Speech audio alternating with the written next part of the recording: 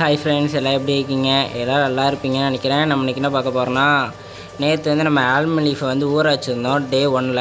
இன்றைக்கி வந்து டே 2. இன்றைக்கி வந்து அவிய வைக்கணும்னு நான் சொல்லியிருந்தேன் அடுப்பில்.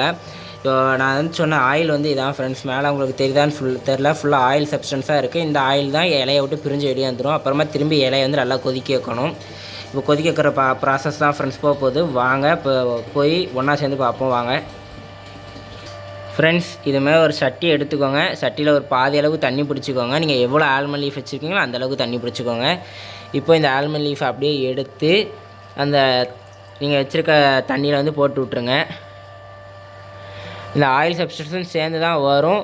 நிறைய ஆயில் சப்ஸ்டன்ஸ் வந்து சைடில் இருக்க டப்பாவில் ஒட்டிக்கும். நீங்கள் எடுக்கும் போது நிறைய ஆயில் சப்ஸ்டன்ஸ் வந்து இலையில் ஒட்டிக்கிட்டு சேர்ந்து தான் வரும். பாயில் பண்ணும்போது அது சரியாயிரும், பிரச்சனை கிடையாது. அதனால் பதற வேண்டாம்.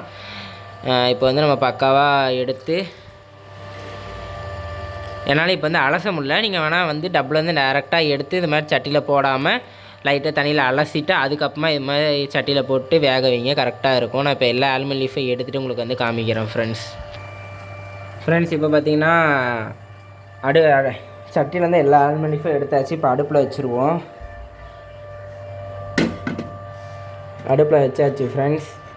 இந்த மேலே ஆல்மண்ட் லீஃபு இப்போ வந்து அடுப்பை ஃபுல் ஃப்ளேமில் வச்சுருங்க.